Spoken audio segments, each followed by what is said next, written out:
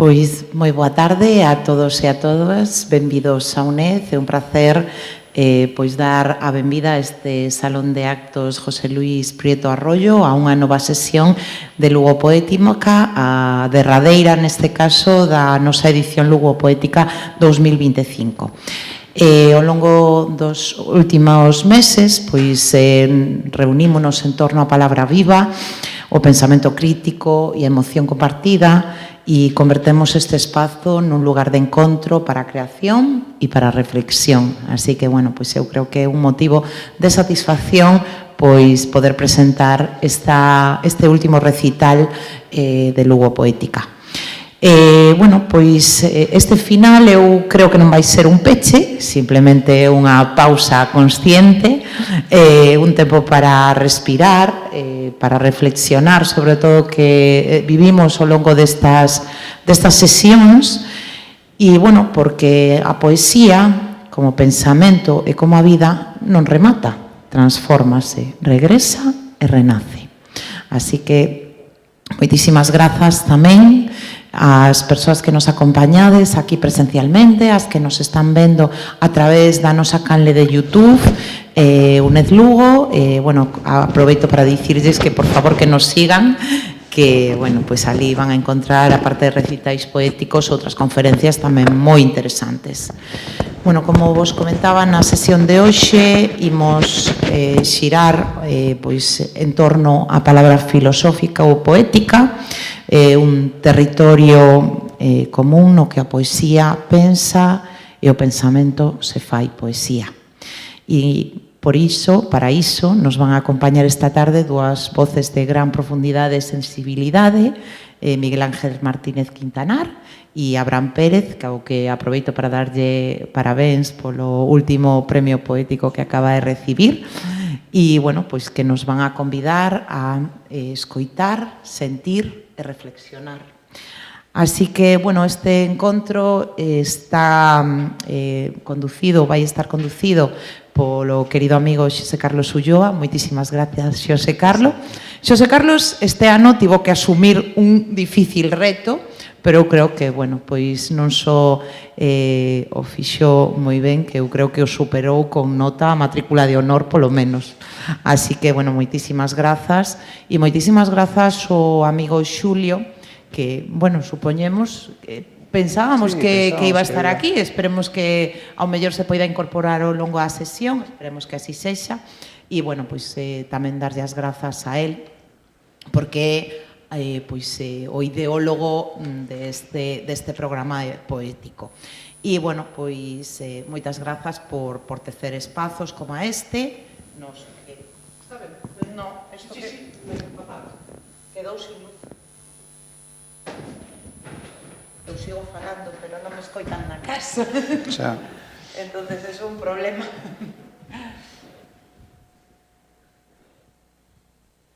Bueno, pois eso, que eu espero que Xulio se poda incorporar e se non é posible, porque, bueno, ten unha axenda de xubilado total, porque non para. Así que, bueno, pois, grazas, quero dar as grazas por pensar na UNED para desenvolver estas sesións deste Lugo Poético 2025. Canto me arreglen o problema con o micrófono, continuamos.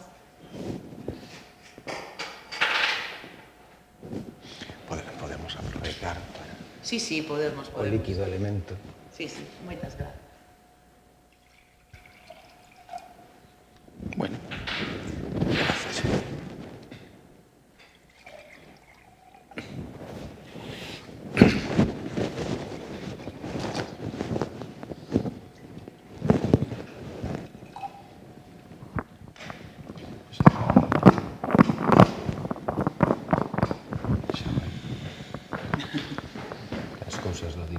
Efectivamente, iba a dicir cousas do directo e precisamente pois cousas do directo, acabarnos as pilas do micro. Algo tan pouco glamuroso como isto. Pero, bueno, pois nada, continuando, pois darlle as grazas a Xulio, darlle as grazas á Secretaría Xeral de Política Lingüística que programa pois esta, patrocina e financia pois esta actividade e, pois moitísimas grazas pois tamén a Antonio, que vai ser Antonio Giz, a persona que se vai pois encargar de elaborar o libro que vamos a editar con motivo da celebración destos encontros poéticos. Grazas a todos e a todas por acompañarnos ao longo desta edición, por facer posible que Lugo Poética siga sendo un lugar de encontro, de diálogo e de creación compartida. E, pois, benvidos e benvidas a este recital de clausura de Lugo Poética. Moitas grazas.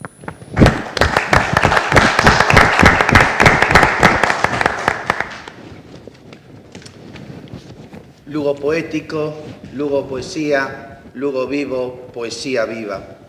Con estas tres palabras, que son tamén tres pulsos, tres camiños, tres maneiras de nomear a mesma luz, queremos darvos a benvida a este encontro que hoxe celebramos. Boa tarde a todas e a todos. Benvidas todas, benvidos todos, e grazas por estar aquí, por facer que este espazo teña sentido, por traer coa vosa presenza ese silencio atento que só aparece cando algo importante está a piques de comezar. Dicía Emily Dickinson, non coñezo algo no mundo que teña tanto poder como unha palabra. Ás veces escribo unha e a miro ata que comeza a brillar. Hoxe non é só un acto máis, é unha festa da palabra, porque este salón é un lugar de encontro entre quen escribe, quen pensa, quen sente e quen escoita, e cada un de vos forma parte deste acontecemento. Quero comezar agradecendo con fonda emoción a quen foi, segue sendo e seguirá sendo sempre a alma mater de Lugo Poética, don Xulio Xi Ramil. Sen a súa visión, sen o seu impulso, sen esta teimuda maneira de crer que Lugo merece un espazo poético propio, nada do que vivimos este ano sería posible. Grazas pola súa xenerosidade, polo seu traballo incansable e pola súa luz discreta, pero imprescindible. O noso agradecemento máis sincero tamén para Ana Traseira, directora da UNED de Lugo, que sempre abriu portas, tendeu pontes e brindou apoio para que este proxecto medrase e se consolidase. Grazas pola confianza, pola aposta firme, pola cultura e por facer do saber un espazo público e compartido. Agradecemos igualmente ao secretario da Lingua da Xunta de Galicia, don Valentín García Gómez, polo seu respaldo constante, pola súa defensa da nosa lingua e pola súa presenza simbólica e real en cada un destes encontros. Sen o seu compromiso, a palabra en galego non brillaría con tanta forza. O noso recoñecemento vai tamén para o colectivo Egeria, que leva anos sendo unha referencia cultural na nosa cidade e que, con vontade xenerosa, se sumou a Lugo Poética como compañeiro de viaxe, de diálogo e de creación. E, por suposto, grazas a todos e a todas vos, a quen viñestes en presenza, a quen nos seguides en directo dende a distancia e a quen escoitades as sesións en diferido, facendo que cada encontro se prolongue no tempo e se converta nun camiño aberto que non remata nunca. Ben, cada ollada, cada silencio atento, cada aplauso, cada palabra compartida, fixo de Lugo Poética 2025 un ciclo vivo, real e humano. Non hai poesías en lectoras e lectores, non hai culturas en comunidade, non hai actos en público. Por iso, a gratitude fonda, verdadeira e necesaria. Grazas por estar aquí, grazas por acompañarnos, grazas por facer entre todos que Lugo siga a ser cidade de poesía, cidade de pensamento, cidade de encontro. Que comecemos, pois, o acto, e que a nosa palabra, siga habitando Lugo como unha forma de luz. Hoxe xuntámonos nun espazo que quere ser ao mesmo tempo casa da palabra e lugar de pensamento. Un espazo onde a poesía se atreve a dialogar coas preguntas máis antigas da filosofía e onde a filosofía, lonxe de afastarnos, nos devolve a emoción exacta do que somos. É unha honra inmensa recibir aquí a dúas voces que dende Galicia veñen deixando unha pegada fonda e luminosa na creación contemporánea. Dúas voces que pensan, que escriben, que escoitan, que ensinan. Dúas voces que cada unha, dende a súa traxectoria, nos axudan a comprender que o pensamento e a palabra só teñen sentido cando se converten en encontro. Por unha banda, Miguel Ángel Martínez Quintanar, filósofo, poeta, profesor, un autor cunha obra ampla e rigorosa, capaz de unir a precisión do pensamento coa delicadeza da linguaxe poética.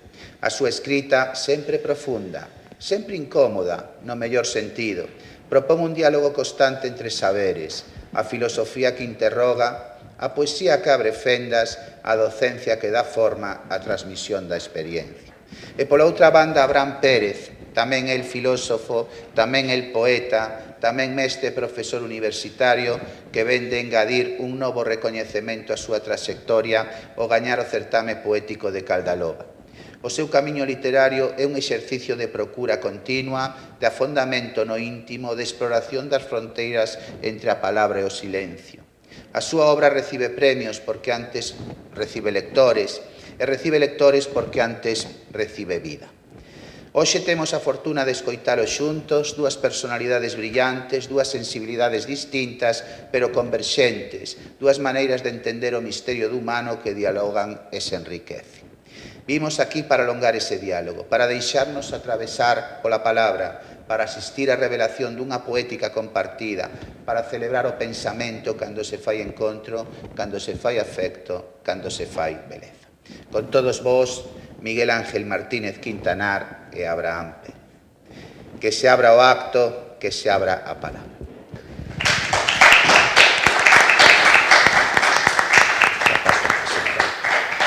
Ben, sen máis dilación, presento a Miguel Ángel Martínez Quintanar. Nace o 23 de novembro de 1968 en Santiago de Compostela. Licénciase na Universidade de Santiago e doutórase na mesma universidade coa tese titulada La filosofía de Gilles Deleuze, del empirismo trascendental al constructivismo pragmático. Logra o premio extraordinario de doutoramento da Facultade de Filosofía, tamén da Universidade de Santiago, correspondente ao curso académico 2006-2007. Na actualidade é catedrático de Filosofía de Ensino Secundario e profesor asociado da Universidade de Santiago. Como profesor asociado da USC, pon aulas na Facultade de Formación do Profesorado do campus de Lugo. As súas liñas de investigación son dúas. Abranguen o campo da filosofía moral, ética, bioética, filosofía política e tamén as relacións entre filosofía e literatura. Ten publicado relatorios e artigos científicos sobre filósofos clásicos, Spinoza, do exilio español María Zambrano, Eduardo Nicol, franceses, Sartre, Badiou, Deleuze, Derrida, Foucault, alemáns Hannah Arendt, argentinos Mario Bunge, non sei se o pronuncio ben, portugueses José Gil e galegos Rafael Dieste, Celestino Fernández de la Vega, Ramón Piñeiro, Torres Queiruga, tamén sobre escritoras portuguesas, Sofía de Melo Breiner Andersen, argentinos Julio Cortázar e galegos Eduardo Pondal, Plácido Castro e Carballo Calero. Dende 2012 colabora co xornal El Progreso e desde 2017 coa revista Tempos Novos. Escribiu moitos libros, ensaios filosóficos, Gilles Deleuze, 1925-1995, Galeguismo e saudade, A visión de Plácido Castro, Ser expósito, Formas do humano nas sociedades avanzadas, Cidadanías, Lecturas e meditacións de filosofía política, Saber o real, Pezas de filosofía. Despois tamén escribiu varios libros de texto, Filosofía primeiro curso de bacharelato, primeiro no 2015, primeiro curso de bacharelato de novo no 2021, primeiro curso de bacharelato de novo no 2022, Historia da filosofía por segundo curso de bacharelato, e despois tamén tes libros en coautoría, como son Ser cidadán, con Manuel Regueiro Tenreiro, Saber convivir, tamén con Manuel Regueiro Tenreiro. En poesía tes ese que está aí, que mostras episodios con figuras. Pois tú é a palabra, non sei se queres engadir algo, Estamos expectantes por escoitarte. Pois o primeiro é dar as grazas, mostrar o meu agradecemento polo convite, pola invitación do colectivo Egeria, a Xulio Siz e, por suposto, a ti, José Carlos, para participar en Lugo Poética, pola hospitalidade da UNED de Lugo, por acollernos na súa casa, que é Casa da Palabra, Casa do Pensamento, e casa na que podemos socializar nuns tempos nos que o individualismo arrasa con todo. Tamén agradecemento á Secretaría Xeral da Lingua, que nos ampara e nos dá acubillo, ao público asistente aquí presente, físicamente, e tamén ao público que desde o mundo virtual asiste a estas sesións. Non obstante, tamén quería agradecer ao meu editor, ao poeta e ao escritor Miguel Anxo Fernán Bello, que na súa editorial Espiral Maior pois se atreveu, tivo a valentía e a coraxe de publicar o meu primeiro libro de poemas titulado Episodio con figuras. Porque é un libro de poemas, vamos a dicilo así, que está composto, é un libro de libros, está composto por 3 libros. Cada libro contén unha serie de poemas articulados, porque eu todavía, por facer unha mini poética, unha micropoética, considero que non debemos crear, ou polo menos é a miña poética, poemas soltos, sino que na miña poética todos os poemas encaixan na forma libro, na forma clásica, forma libro. Ao remate de cada un dos 3 libros que compoñen episodios con figuras hai un poema, que é un conxunto de versos, pero tamén un metaverso. Aí están as poéticas. O método que adoito utilizar, xa iremos falando dele, a fabulación creadora, que non usa percepción cotiá, non recurre á memoria ordinaria e non utiliza afectos, sentimentos nin emocións coñecidas. É unha poesía atonal, disonante, dicía moi ben José Carlos, ás veces incómoda, na que as pezas das que están compostos os episodios, xa o iremos analizando, necesitan un título, unha cita literaria ou musical e despois o poema e forman unha unidade. Non hai un ritmo, porque esta tonalidade disonante o que busca é a quebra e a rotura, é dicir, o que moi ben decía José Carlos, provocar un pensamento afectivo e das figuras que vamos tratando e que despois, cando leamos os poemas, iremos comentando, non son nin naturalistas nin realistas, son figuras abstractas, aínda que cun nome pois dun escritor, dunha escritora, pois van tecendo, pois quizáis, a visión dun ángulo do real que con frecuencia é escuro, inaudible, intocable e pouco degustable. E nada máis que dar as grazas, sobre todo tamén aos meus grandes mestres poéticos, que son Teixeira de Pascuaes, Fernando Pessoa e o meu mestre filosófico que é Gilles Deleuze, o filósofo francés. Bueno, pois ahora toca o turno a Abraham Pérez, vámoslo presentar. Abraham Pérez naceu en Lugo no 1990, é graduado e mestrado en Filosofía pola Universidade de Santiago de Compostela, ademais cursou estudos de guionista, é autor do volume de relatos A vida a arder, publicado por Editorial Galaxia no 2025, neste ano, do diario Gaivotas manchadas de petróleo, da novela O paso en falso, foi finalista do 34º Premio Torrente Ballester de Narrativa en Lingua Galega, do ensaio Sacho de Seda e dos libros de poemas O corpo transparente das horas e unha teoría para os espectros. Premio tamén fuches gañador do segundo premio do terceiro certame de poesía Torre de Caldaloba e Fragmento Creva da Editorial Galaxia no 2020. En maio do 2021 acadou o accésit no 25º certame Francisco Añón de Poesía convocado polo Concello de Outes coa obra Toxicidade. Foi un dos artistas seleccionados para desfrutar da Residencia Artística Mariñán de Literatura e Pensamento no ano 2022, convocada pola Deputación da Coruña, e tamén da Residencia de Creación Literaria Illa de San Simón no 2023, convocada pola Consellería de Cultura, Educación, Formación Profesional e Universidades da Xunta de Galicia.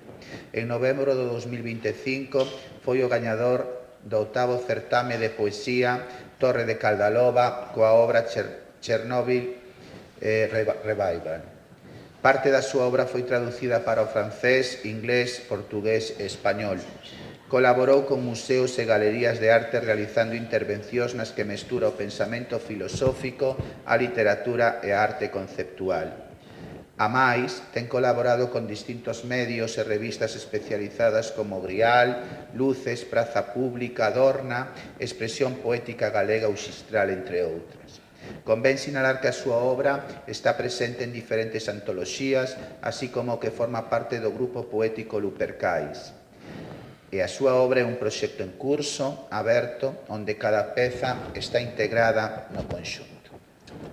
Pois tú é a palabra, Abraham. Nada, pois agradecer o que comentou Quintanar, agradecúme os agradecementos a Ana Traseira, lóxicamente por darnos esta acollida aquí na UNED, lóxicamente a UNED como institución, o colectivo Egeria por ternos en conta, tanto a Miguel Ángel como a min, para poder falar dunha poesía se cadra distinta, se cadra diferente a que ás veces se pode atopar, e, lóxicamente, pois, o público que nos está subindo, que nos está escoitando. Falabas agora neste último punto de que, para afiar un pouco o que falaba Miguel Ángel, non? Que construye, digamos, os libros de poemas onde non existen elementos que estean illados, senón que está todo, digamos, de algún xeito unido, forman, digamos, textos, composicións redondas, pois eu precisamente tamén camiño nesa liña. Sucede que, como ben comentaches, existe, digamos, unha dimensión da obra miña que ten un elemento, digamos, máis narrativo, outro que ten unha vertente máis ensaística, se cadra unha ensaística de baixa intensidade. Despois, se queremos, podemos explicar a que me refiro con isto, e toda esta outra liña lírica. É certo que a maneira, digamos, de enfocarnos os textos pode ser distinta, a maneira, digamos, de entrar neles tamén pode ser un xeito, digamos, un chisco diferente en cada un deles, pero no fondo o que digo é que precisamente todos forman parte do mesmo.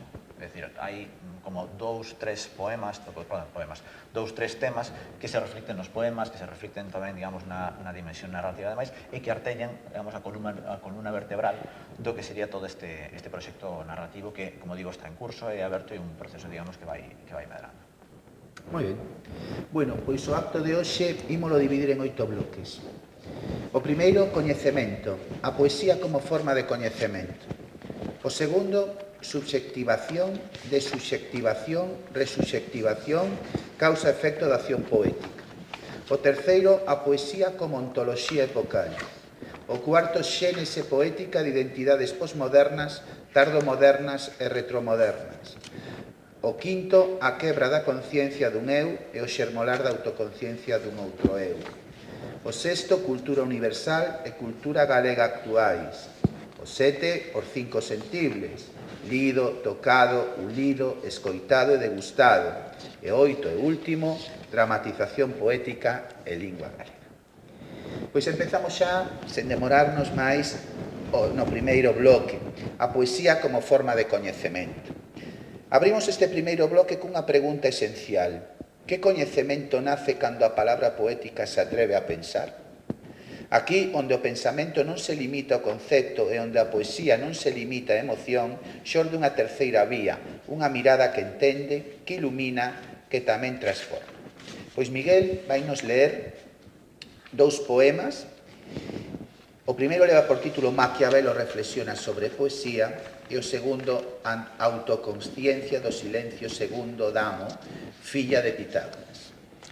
Moitas grazas. Ben, como xa lle comentei ao público, as miñas pezas poéticas se compoñen destes 3 elementos que son absolutamente insustituibles e que axudan ao lector, a lectora, a facerse unha composición non dunha intención, porque aquí non hai unha intención. Neste tipo de poesía non se pretende representar nada, non se pretende transmitir unha mensaxe ningunha emoción, sino que o que se busca é traballar coa linguaxe o inconsciente. A través do inconsciente, do que se trata é de reconstruir figuras espazos, acontecementos, a través do inconsciente da linguaxe do que se trata é de refacer e de recompoñer dun modo disonante e atonal algo que pode acontecer. Título: Maquiavelo reflexiona sobre poesía no seu retiro de Santa Andrea in Percusina despois de ser deposto dos seus cargos políticos en 1512. Cita de Maquiavelo é unha carta a Francesco Vettori, de 1513. Unha vez que me fun ao bosque, achégome a unha fonte e desde ali ao lugar onde teño dispostas as redes para capturar os paxaros. Levo conmigo ou a Dante ou a Petrarca ou algún deses poetas menores como Tíbulo, Ovidio ou outros semellantes. Vai acompañado dunha cita do poeta brasileiro actual Haroldo de Campos, que nos di: Pasaros de prata, o poema ilustra a teoría do seu bo. Comeza o poema. O poema recibe a graza de anticiparse ao desastre. O poeta sofre a desgraza de arruinarse polas marxes. O poema anuncia a aventura destinada a ser larva. O poeta mortaliza alén mandalas e ideogramas. O poema pon boca o desaxuste nas contas. O poeta empalabra apoderarse das mans. O poema deixa un resto, porque o del non é sumar. O poeta é alusión, cobardía en meditación. O poema é para quen, aínda por erguer. O poeta é ritornelo que serve ao seu señor. O poema ilustra a forma que hipnotiza a historia. O poeta é propiedade dun achantado verdugo. O poema é potencia de voar no que se ignora. O poema é potestas de apreixar o que non voa. Que tipo de coñecemento se procura aquí? Pois nesta tensión entre o que parece ser o poema e a fragilidade do poeta ao empalabrar o poema, ao encaixar, ao intentar incrustar o poema nunhas palabras, o que se delata, o que se pretende delatar, é ni máis ni menos que o fracaso sempre do poema que se reinicia e se recomenza dun xeito fractal noutro poema. De aí a labor poética. Ben, este sería o primeiro efecto. Noutro poema, que se titula Autoconsciencia do silencio segundo Damo, filla de Pitágoras, a cita é a seguinte, unha frase atribuída a Pitágoras. Rapaces, en santo silencio, admirade todo isto. Poema. Sábese o silencio polo ruido, malparto de carraxe cordura, febra retráctil que o encorda na materia maculada. Sábese o silencio no siso que los trega a contratempo, maniotas con escorzos sen ofrendas do esofásico. Sábese o silencio pola falla, o misterio do organismo, que sen sangue de pulmóns non sospeita xeometría. Sábese o silencio coa apertura do triángulo, na injustiza que até 10 fai ramallo en singradura incapaz de musicar. Sábese o silencio porque calo, escribo, converso nun tumulto de palabras que obliteran o poema. Aquí na tensión por ter noticia do silencio, por poder ter un achegamento ao silencio, por poder traducir en palabras o silencio, se produce de novo o fracaso da poesía, que é un fracaso glorioso, que nos pode levar a unha éxtase cognitiva e que reinicia, fai recomezar outra vez ese labor do poeta que rastrexa pegadas non escritas, que rastrexa a poesía neses signos inaudibles e que no fondo son inescribibles. Aquí o deixo.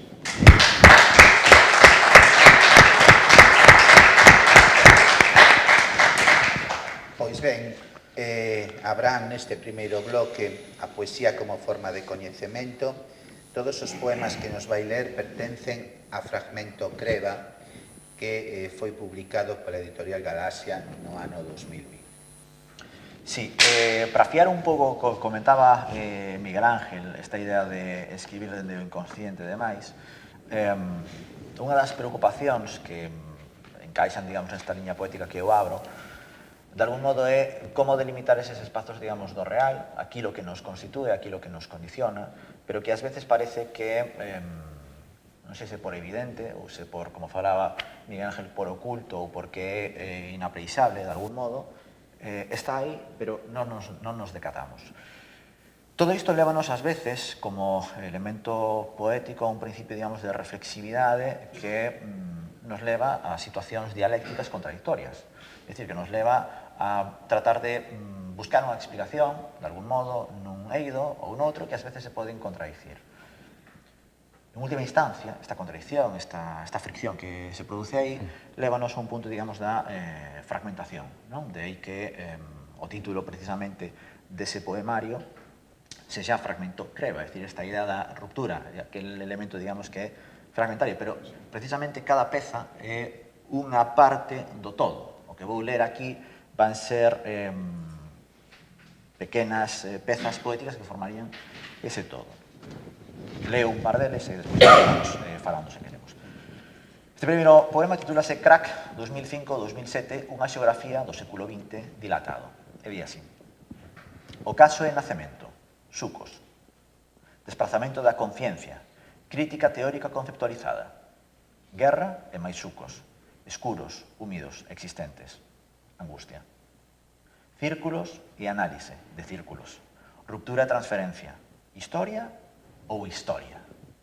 Catejón, escatón, dor de cabeza e aspirina, ruptura de estructuras fixas, relatividade, apertura de liberdade que se nula, limita, colapso, interrupción, creva, líquido, estructura dos meandros, as altas horas da madrugada, suor e metanfetaminas, diferenza rizomática, deconstrucción da marxe, impás, detemento, tempo dilatado, música en imaxes, espazamento, lume e escombro, novo bloque, continuo, século, un máis, tropezo, perda, outra máis, interrupción, ruínas.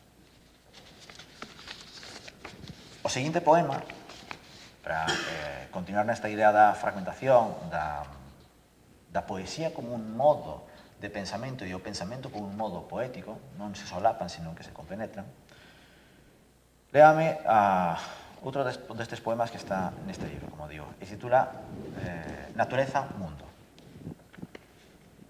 Implantes e prolongacións en plantas que se estenden por toda unha superficie. Espazos cohabitados en láminas metálicas paralelas ao mar. Pura vibración da materia. Sen vida ou unha comprensión configurada previamente. Recorte interior, dualidade do senso e creva da representación. Esta fragmentación lévanos, en consecuencia, a tratar de ver como se diseminan certas estruturas de pensamento, certas estruturas de linguaxe e a propia desconfianza que hai na linguaxe que o poeta, de algún xeito, a poeta, trataría de facer, latexar, precisamente, na ruptura da musicalidade. Antes Miguel Ángel falaba de que a súa poesía, e aquí creo que coincidimos moi claramente, unha poesía atonal, a miña, como se está a ver, precisamente é romper constantemente a idea esta da musicalidade. Sempre se entendeu que a poesía, non sempre, pero unha das grandes liñas que houve foi que precisamente a través da poética podemos expresar o que é o puro sentimento como un elemento simplemente emotivo e habería que redundar máis na disposición afectiva, é dicir, en todo aquilo que constitúe estas cuestións. Isto leva a un poema que ten un título ilexible porque é unha serie de símbolos que nos leva a un código e o poema diría así: torsión da violencia interna do expresionismo, desbordamento do tempo, destrucción da apertura e peche da dimensión opaca e real do hoxe pasado e futuro. O silencio, falabas antes, Miguel Ángel, o feito poético trata de algún xeito de delimitar, de perfilar aqueles aspectos que están ocultos, digamos, na linguaxe cotidiana, na linguaxe ordinaria. Iso é o que moitas veces axuda a agromar o que sería o pensamento. Por completar un pouco e complementar o que di Abraham, claro, as nosas poéticas a miña máis baseada pois, en figuras culturais, a súa máis baseada en afectos que non son facilmente poetizables e conceptualizables, sino que o escritor, como el, ten que facer un sobreesforzo de poetización, se basean nunha poética que concebimos que está máis alá do que habitualmente se entende. É dicir, a nosa poética non pretende, ou a nosa maneira de facer poesía, coido que non pretende imitar a beleza, unha beleza ideal, tampouco pretende expresar sentimentos. É outra vía, é outro tipo de experimentación poética, porque se a poesía é o espazo da liberdade da palabra pensamento, nos permite esta tremenda elasticidade. Pero tampouco é, en plan kantiano, o espazo onde presentamos o sublime, aquelo que nos sobrecolle, non, tampouco, nin tampouco o mundo onde suturamos as feridas ou donde, se queremos, unimos mente e mundo, o finito e o infinito, a natureza e a cultura, pero que tampouco para nós é unha, polo menos para min, tampouco é unha ferramenta clara de emancipación, non é unha ferramenta ao servicio da revolución. É dicir, a poesía é unha especie, como diría María Zambrana, de búsqueda dunha éxtase na que a filosofía fracasou. Decía que por aí que non se escoitaba. Escoitades o fondo? Habrá que berrar un pouco máis, porque estou na casa. Bueno, pois, grazas. Pechamos este primeiro bloque coa certeza de que a poesía non é só un camiño cara ao sentir, como moi ben dixestes, non? Senón tamén unha senda cara ao saber. Un saber distinto, non doméstico, aberto á verdade, que só se revela cando a palabra deixa de ser instrumento e comeza a ser descubrimento. Non? Penso ben. Bueno, vamos co segundo bloque. Lembramos que levaba por título Subsectivación, subsectivación e resubsectivación. Acción poética. Abrímolo dicindo que a poesía non se limita a describir un suxeito, eu penso que o crea, que o disolve e volve levantalo. O xesto poético funciona como unha dinámica de subsectivación e resubsectivación, que nos coloca sempre en tránsito, sempre en proceso. Creo, Miguel, que vas ler a Schopenhauer, manda destruir a primeira edición, e D.H. Lawrence localiza o animal nos eóns. Sí, moitas gracias, José Carlos. Efectivamente, na liña do que di José Carlos, a min un factor de subsectivación e de construcción do individuo contemporáneo que me interesa explorar poéticamente o animal, que a figura do animal. De feito, son episodios con figuras e que a figura o animal.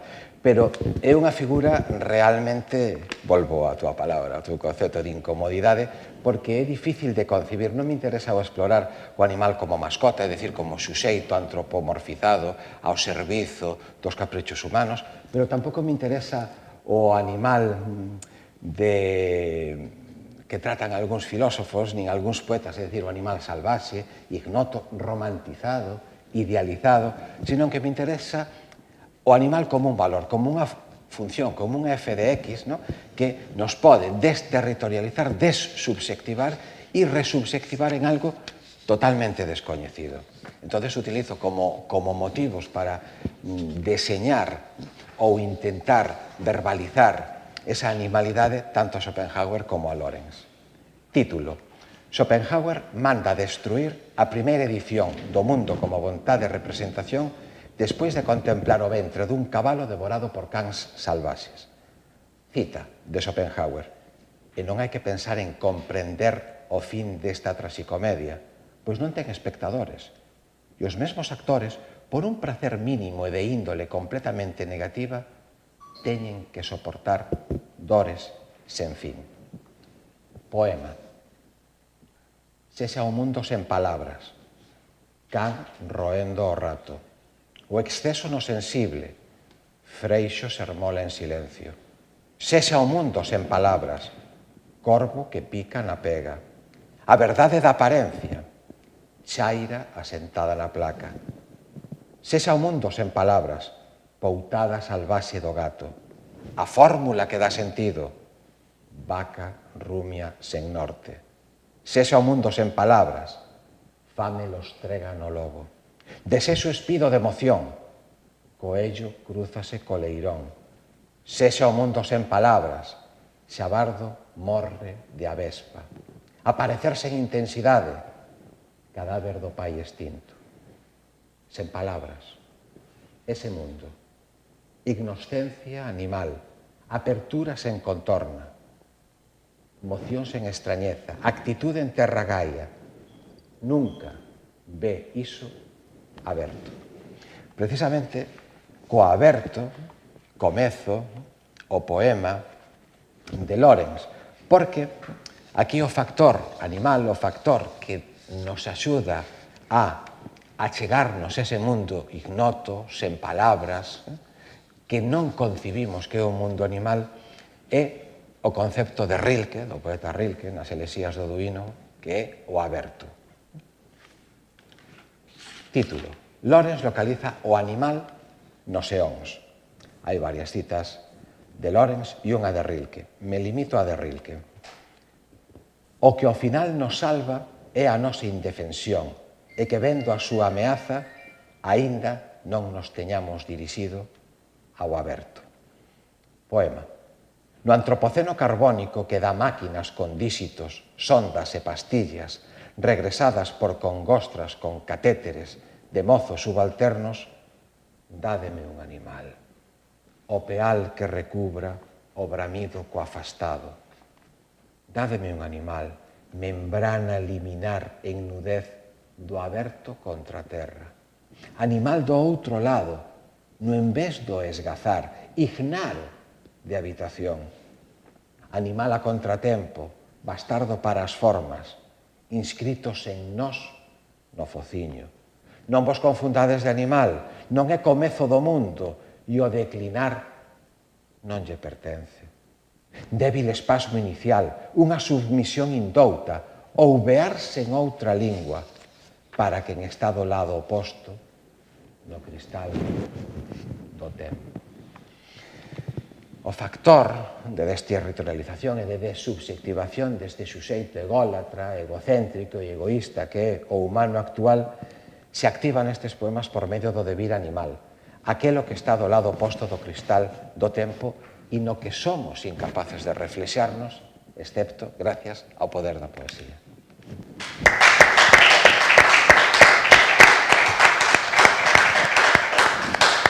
Pois Abraham, neste segundo bloque, vai nos ler repetición, óxido e mundo igual a capital.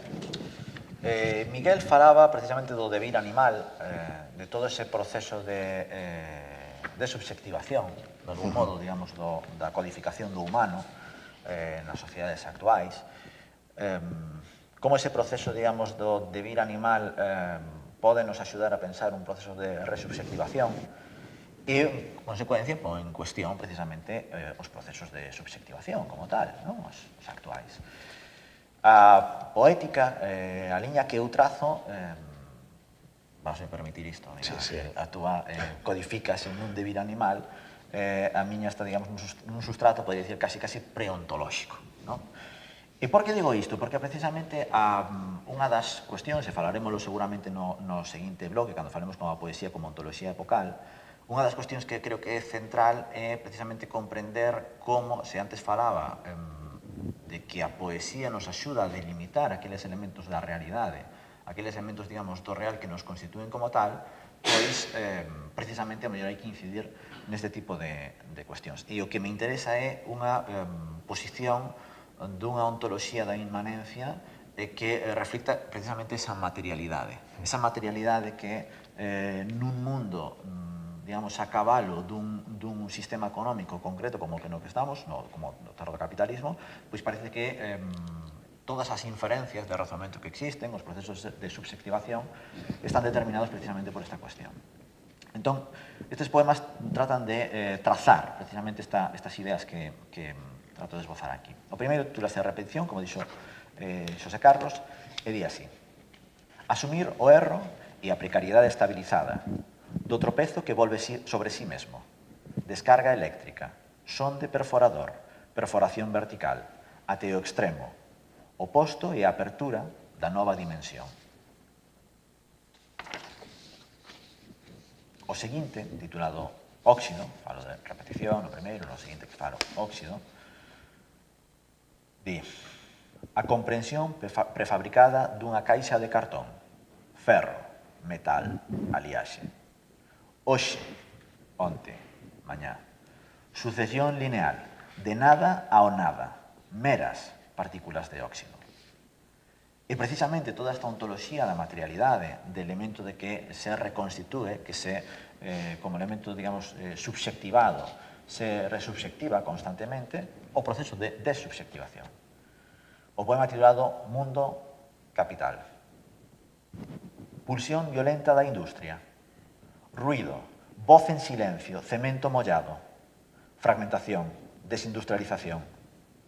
Fantasma, abismo, ruína. Articulación do mercado. Eros, sen paixón. Recorte interior do espazo. Como digo, estes poemas, de algún xeito, son pezas, como comentaba antes, que artéllanse na totalidade do libro. Artéllanse na totalidade, digamos, do coñecemento, falábamos no primeiro bloque, como forma de poesía como forma de coñecemento, e tamén, digamos, como o que falaba antes Miguel, non? Un devir animal, pois precisamente este como un devir da pura inmanencia da materialidade que trata de ver como se constitúe a realidade, que é aquilo que nos condiciona.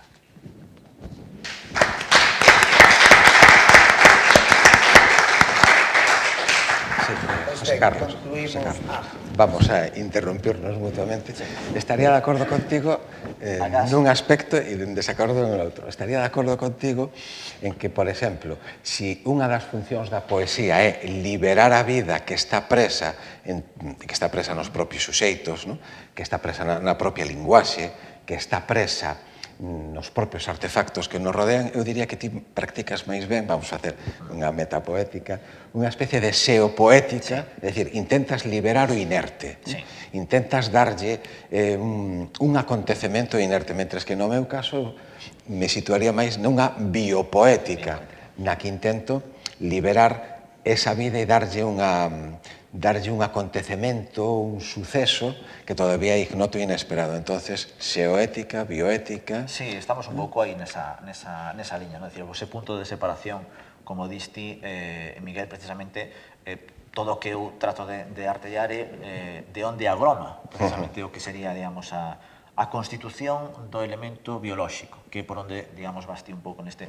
devir animal. Entón, claro, liberar todo iso, ver, máis que liberar, eu incluso diría, ver cales son as tensións que hai aí. É dicir, cales son, digamos, as forzas, as correlacións que existen e que se manifestan a través da linguaxe, e unha linguaxe que codifica precisamente o real. Antes falabas ti que precisamente a poesía non ten necesariamente por que ter, digamos, un elemento directo. A nosa é unha poética, tanto a túa como a miña, creo que coincidimos nisto, onde o referente, é dicir, aquilo do que se está a falar non é o evidente, non é o claro. E isto creo que é unha das vías, unha máis, existen outras, lógicamente, pero creo que é unha das vías que precisamente, cando falamos antes da poética e a poesía como pensamento, que nos axuda a percorrer. O referente está codificado a nivel de figura literaria, pero o referente, digamos, do real, por decirlo así dun xeito, é algo que se vai manifestando no propio dicir. Ese propio dicir manifesta dúas cuestións.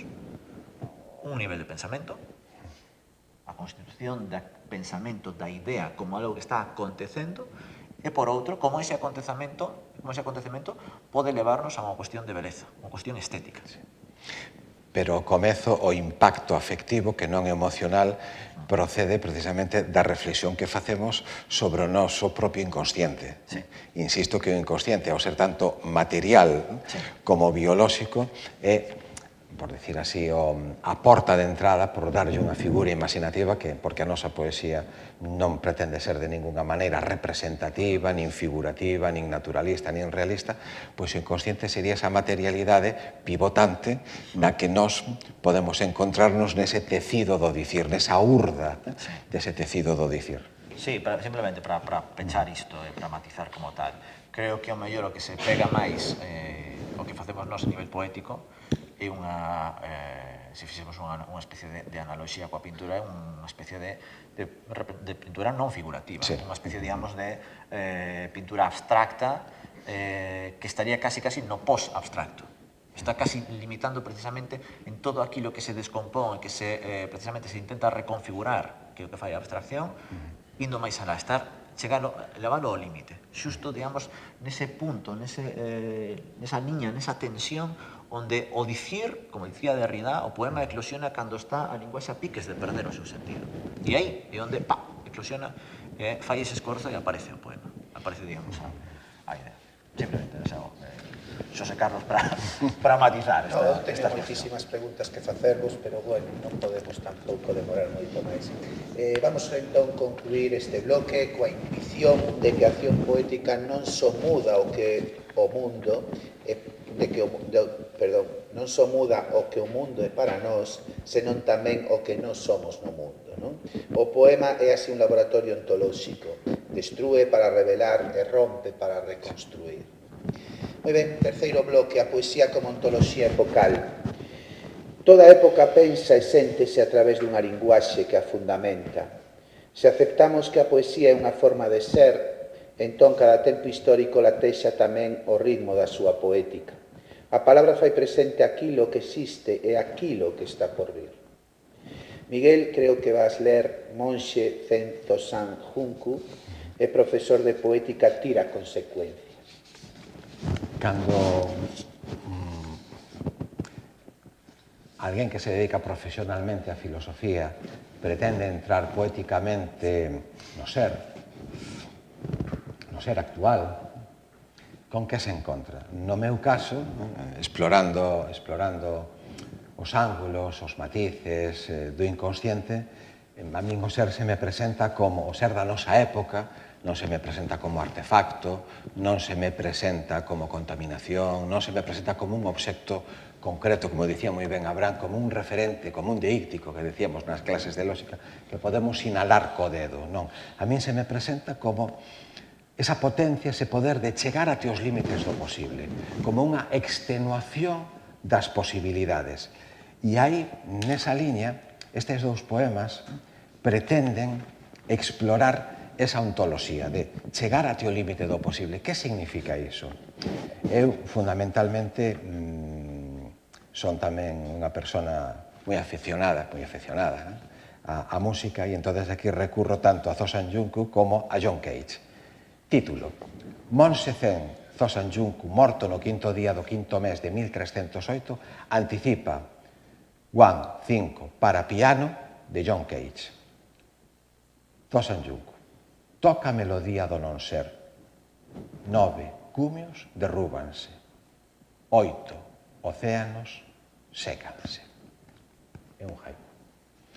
John Cage, o compositor norteamericano contemporáneo. Lentamente temos a impresión de estar chegando a ningunha parte. Outra cita de John Cage, músico contemporáneo, atonal, na súa conferencia sobre nada, de 1959. A técnica de manipular materiais é, a nivel sensorial, o que a estructura como disciplina a nivel racional. Un método para experimentar nada. Poema. Chegar até o límite do posible carece de sentido. Ir tan lonxe como se poida apenas nos roza. Extenuar as probabilidades, repetición enclaustrada. Anticipar a notación, ruína da aprehensión. A música como cousa, case non unha forza. Mais, facer o desapego do timbre, ton, altura, aprender a integración da dupla duración, poboar a indiferenza con material sen estructura, de sí o silencio baleira, de outro todo son, facendo extinguir o nada, escordado na audición.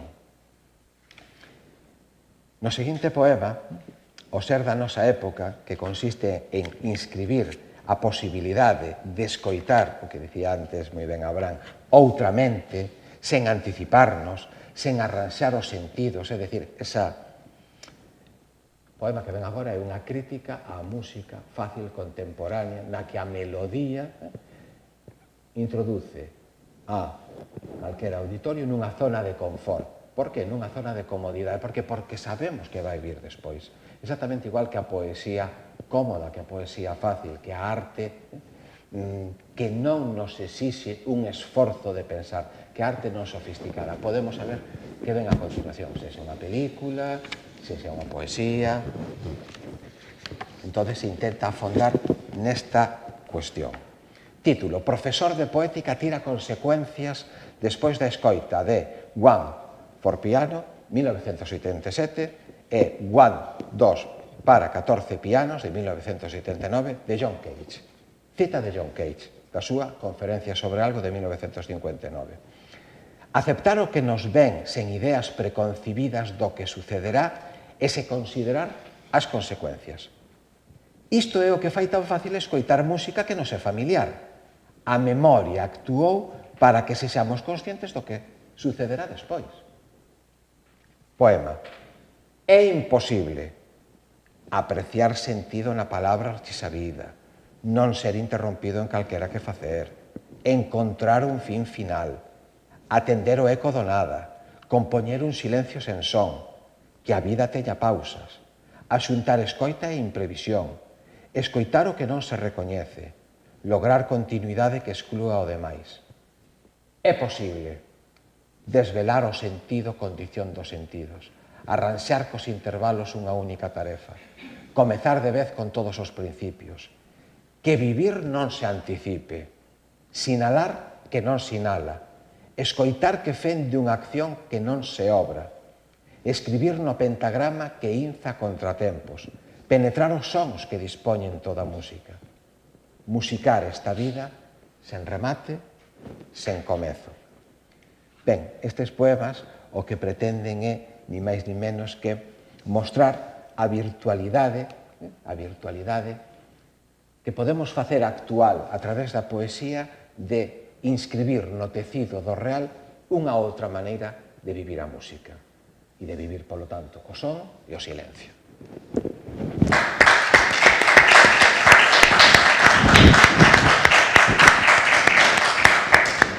Moi ben, pois Abraham, é o teu turno, vai nos ler Comezo, 6 e Perspectivas. Sí.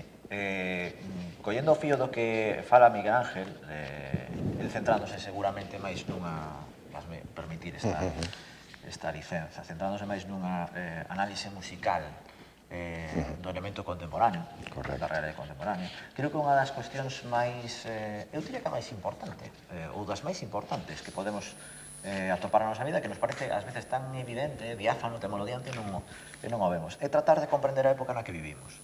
Se nos entendemos a época na que nos vivimos, podemos comprender moitos outros elementos que se codifican a nivel artístico, musical, a nivel literario, a nivel sentimental, etc. Por que digo isto? Porque precisamente esa é unha das grandes cuestións da complexidade. Como recoñecer unha obra de arte contemporánea é, digamos, a outra cara da mesma pregunta, non? E isto lévanos precisamente, e creo que se está vendo, polo menos no que eu fago, en Miguel Ángel tamén é certo que ten certo eco disto, un modelo de construcción da poesía que incide nunha concepción xeométrica da linguaxe.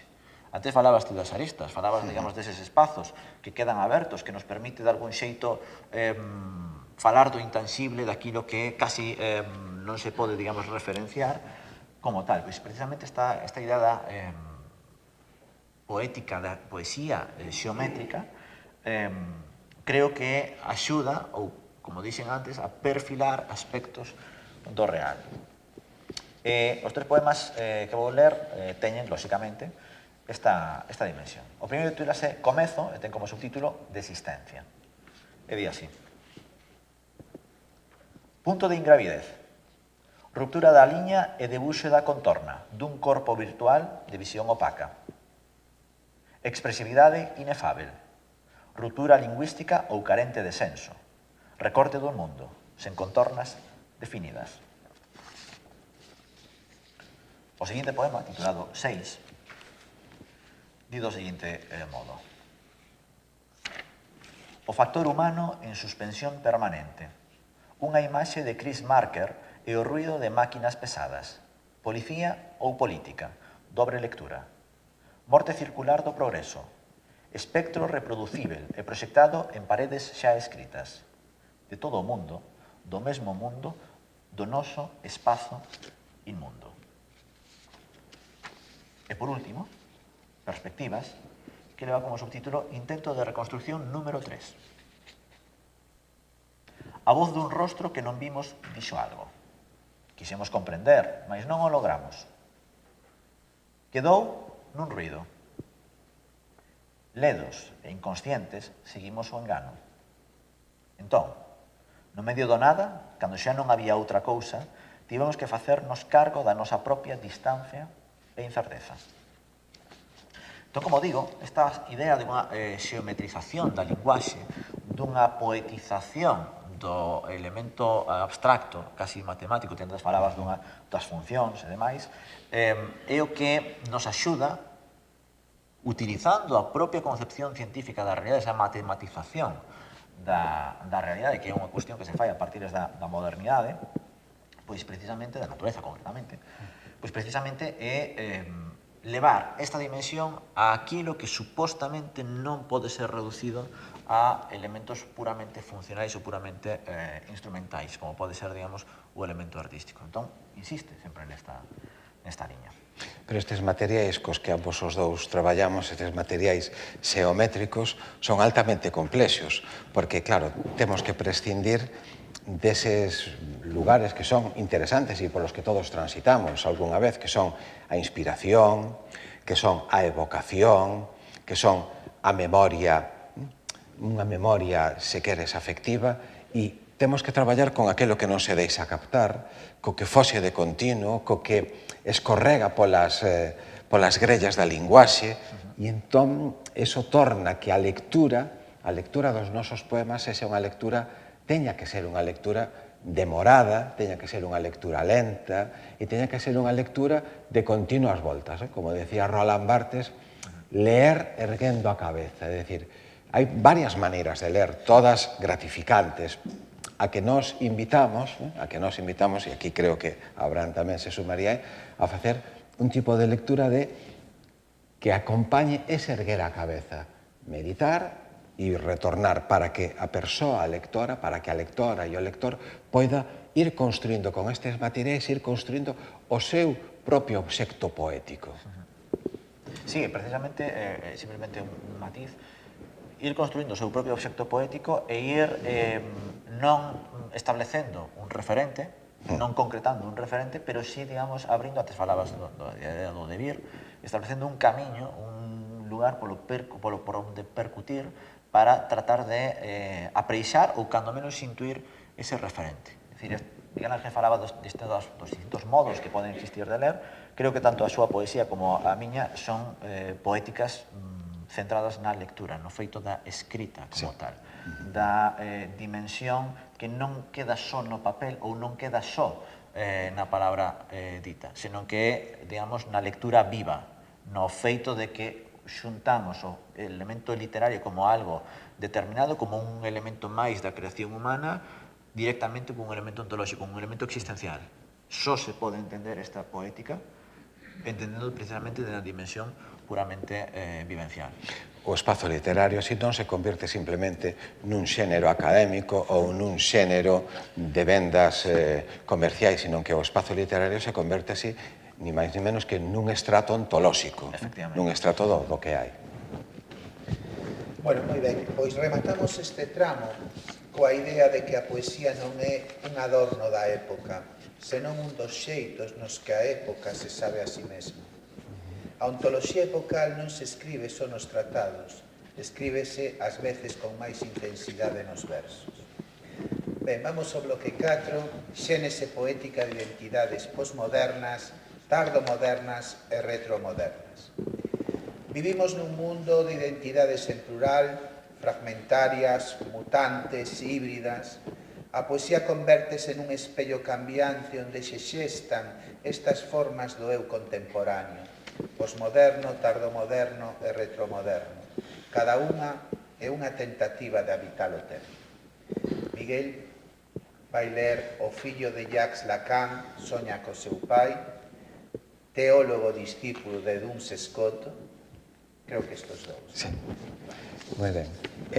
Jacques Lacan, como sabe todo o auditorio aquí presente físicamente, tamén o auditorio virtual, é un dos grandes psicanalistas do século XX. Entón, se concibe como este fillo, vamos a decirle así, posmoderno, soña co seu pai e é incapaz polo de agora de liberarse ou non da figura do pai. Di Jacques Lacan, cita, no Seminario 18 de 1971, ese algo que podería ser máis orixinal e que se encontraría na orixe de todo o discurso, en tanto que é discurso du semblant. Un gran filósofo español, José Miguel Marinas, na súa Elexía do pai innecesario, di: o poder do pai baséase no silencio. Non pode contarse a tremoia, non pode revelarse o outro lado da trama. Poema. Na escena, o pai preme para dicir o espírito do escrito. O fillo é cego, xorde o cabo da letra. Na escena, o pai apresa nunha frase impronunciable. Esperta no fillo a cefalea da cegueira.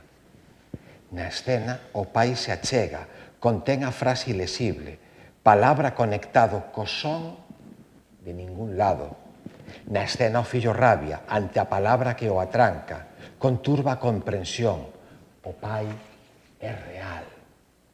Na escena, o non humano non se deixa alzar, a caer na cátedra da liña. Quen lé, fillo non é. Aquí do que se trata é de intentar facer visible a relación pai e fillo que acontece no inconsciente. É dicir, sempre na outra escena, sempre no outro lugar, sempre nese conxunto de afectos e perceptos dos que non somos conscientes e que constituyen a nosa identidade posmoderna. O seguinte poema titúlase Teólogo discípulo de Duns Scoto anticipa a sospeita de Sigmund Freud sobre a cuádruple forclusión, impresión, que impide vérmonos o corpo real. Di Jean Clair, un historiador da estética francés. A teoloxía medieval distinguiu 4 significados simbólicos da nuditas: naturalis, temporalis, virtualis, criminalis. Poema. Contemplará un espido natural en nudez xenesíaca ou suma escatolóxica, polpa de suplicio feraz. Un espido temporal, logos non resucitado, epifanía doutro son, indixente cadavérico. Un espido virtuoso no gume da terceira hipóstase, acceso en estático carisma a carne por fin cuarteada. Un espido criminal no nihilismo dos meteoros, que na súa indiferenza non debece poloeidos. Non será capaz de contemplar o corpo espido como tal, este nu impresentable, intolerable, sen distancia, peza ignara de sí mesma. Aquí a identidade tardomoderna se centra na incapacidade de contemplar o noso propio corpo espido, porque é terrible, o noso corpo espido máis alá de todos os nesgos de xénero, nesgos sociais, nesgos comerciais, e se trata de poñer sobre a mesa esta imposibilidade de ver o noso propio corpo espido, como un dos trazos da nosa identidade tardomoderna. Moi ben. Abraham vai lernos Lente, paquete número 871 e Engano. Ben, comezamos este encontro falando da poesía como coñecemento, empezamos despois a falar dos procesos de subsidiación, etc.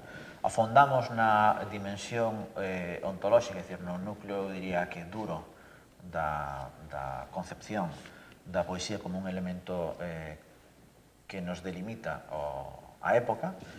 Pois ben, agora cando estamos falando desta xénese de identidades posmodernas, ou tardomodernas, ou retromodernas, como queramos dicir, o interesante é que imos, como quen di, afondímonos e estamos como saindo.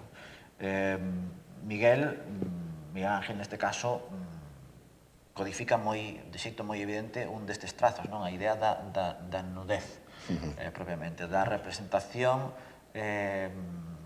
inmediata do corpo para nós mesmos, sen todos os elementos, digamos, todos os filtros sociais que podemos ver. Pois precisamente deses filtros sociais, deses elementos que determinan a interacción que pode haber entre os distintos suxeitos, unha vez que se produce, digamos, a súa encarnación, disto é que van falar estes tres poemas. O primeiro titúlase Lente, e di así: 2140 horas de cursos de formación, inversión de vida en proxectos que sempre, por unhas cousas ou por outras, se aprazan. Ás veces, sentes gañas de berrar até que os cristais se volvan líquidos. Unha creba do senso, pero que abre posibilidades, aínda que ás veces non as vexa. Sempre cara adiante, coa gama de cores propia. O segundo poema, titulado Paquete número 871, e leva como subtítulo Comprobante de fragmentos, di da seguinte maneira: intercambio do prazer por un sucedáneo, desafiuzamento do mito e estetización, inmersión en materiais prefabricados, esterilización da racionalidade, esgotamento, consumición. E por último, o titulado Engano ten unha dimensión máis narrativa. Dixen darnos conta, mentres crecíamos, alimentámonos de algo fundamental, medula. Fiamos unha e outra vez as marcas que nos sinalaban, aí, alí, camiños concretos que parecían sospeitar o noso futuro. Collamos a forza en cada golpe, fractura do pómulo esquerdo, do fémur, do cúbito dereito. Únicamente atopamos a ilusión dun vestixio. Entón, como digo, estes poemas, igual que falaba antes Miguel da nudez e demais, isto lévanos precisamente a todas aquelas aparataxes sociais que levamos, pois, o primeiro falaba, pois, precisamente esta idea de non representarse en estratos sociais, en clases sociais. Antes ti falabas de como se desfacía todo iso e como podíamos ver o corpo como un elemento da pura existencia e, por tanto, da pura constitución ontolóxica, pois precisamente isto é o que refire, é dicir, é a contra do que propón Miguel Anxo. Vamos ver cales son esas capas, pero non quedándonos só, digamos, no eslogan, non quedándonos só na idea, digamos, prefabricada, senón precisamente en cale a tensión, cale a intencionalidade que pode existir en cada unha desas representacións. Que é o que hai detrás? Que é o que está detrás e o que regula as relacións que existen entre os distintos suxeitos. Moi ben. Si, a poesía trata de facer lesible o que é ilesible, de facer visible o que é invisible, de mostrar esas forzas, no meu caso da filiación, da que se fala moito, e da morte da figura do pai, desa figura paterna que se poden encarnar outro tipo de, vamos a decir así, de espectros e de fantasmas, e tamén a nudez. Pois si, nese punto podemos coincidir bastante na poesía como un intento de facer lesible o ilesible, de comprender o incomprensible. Moi ben. Pois pechamos este bloque 4, concluindo, lembrando que a identidade non é unha definición, senón é un relato. E a poesía, máis que ningún outro xénero, permítenos narrar aquilo que se transforma mentre o estamos nomeando. Ben, vamos ao bloque 5, que leva por título A quebra da conciencia dun eu e o xermolar da autoconciencia do outro eu. Hai instantes poéticos nos que un eu se fende, se esgota, se desdobra. Desa fractura emerxe outro eu, non necesariamente novo, pero sí máis verdadeiro. A poesía recolle ese instante de tránsito entre a ruptura e a revelación. Miguel, vas ler 3 escenas da violencia originaria. Lerei unha, por... Bueno, lees... Sí, vamos un pouco... Vamos un pouco, sí. Escena da violencia originaria, o primeiro ciclo, entón, non? Bueno, o terceiro. O elixeste o segundo e o terceiro, vale? Pois gracias, José Carlos, sí. Hai 3 escenas de como o suxeito se deconstruye, se despeza. O segundo, no que está nun estado de conmoción na busca dunha dirección, e o terceiro estadio, que vai ser o que vos lea, que é no que o suxeito sempre se constituye a partir dun trauma entendido como impacto, como choque, como unha especie de hematoma físico, psíquico ou moral. É sempre a partir dese trauma non entendido como choque, como impacto, a partir do cal se constituye o novo suxeito. Non nas miñas exploracións poéticas non encontrei outra ontoloxía do suxeito posible. Así que vou vos ler a terceira escena. A primeira, xa vos digo, é un estado de despece do eu. A segunda escena é un estado de conmoción, de parálise, na que se busca unha orientación. E aquí é onde encontra o suxeito, a partir do trauma, do impacto, tal e como se entende na psicanálise, desa pegada, desa inscripción psíquica, física e moral que ás veces é imperceptible, como se reconstituye. Título: Escena da violencia originaria, terceiro ciclo. Leopoldo María Panero, o último home, nos di: xa non son senón iso que torturas e unha soa flor na cabeza, 2 no pé e 5 no escroto. Antonín Artoz, no En Vigo dos Limbos, nos di: unha exacerbación dolorosa do cráneo, unha cortante presión dos nervios, a noca empeñada en sufrir, as tempas que se cristalizan ou petrifican, unha cabeza pisada por cabalos. Poema: o traumatismo vence o monstro, liquida o menstro, levanta un home. O traumatismo trastorna a libido, ergue en eros a noese doutro sexo. O traumatismo crea os nervios, fixa extenso do que intenso non ten ceo. O traumatismo dá unha psique en quebra, é moi normal, resto infame que dá falar. O traumatismo esgarra nas pulsións do que non se pode tolerar. O suxeito no espiritual.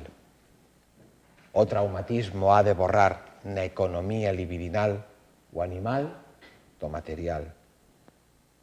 O traumatismo logra cronificar a flor da excitación sen resolución ulterior.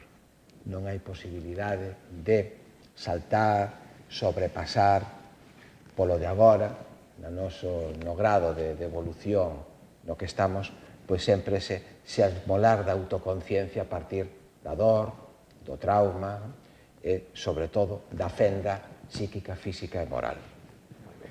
Abraham, pois, acúsome, autorretrato, biografías en proxecto, intermitencia e cultura. Vale, son 5 poemas curtos, non os vou ler todos, José Carlos, se te parece, vou ler 3, pero, para xuntarlos un poquinho o tempo, pero simplemente unha cousa que me gustaría tamén introducir aquí, precisamente neste bloque, estamos falando precisamente do proceso da creación dos suxeitos como tal e demais, deberíamos tamén pensar como a escrita poética está feita nun tempo, nun momento determinado, e que todos estes elementos, o elemento traumático, o elemento, digamos, vivencial e existencial, constitúe tamén a quen está escribindo, non? E quen está escribindo, ás veces confundimos a autoría co eu lírico coa representación dun hipotético suxeito que está dentro do poema. E precisamente nesta tríada, nesta diferenciación, é onde van estes textos. O primeiro titúlase Acúsome, e di: os ocos e intermitencias que se producen entre estas palabras, vagas en busca de concepto, e que nin tan sequera sabemos se conseguen exhalar un bafo, serven como espazo para que o entendido e estudoso, intelectual e inmobilizado, busque o argumento definitivo para matar este pseudopoema. O segundo, que vou ler, titúlase Biografías en proxecto. E di así, son 4 versos. Reproducción de individualidade, mimética das sociedades, xunto ao reto da originalidade que nos leva ao aburrimento. E por último, unha brevísima peza poética titulada Cultura, e que leva como subtítulo Queimar todos estes papéis. Imposición ao corte e estandarización do ocio como mercancía.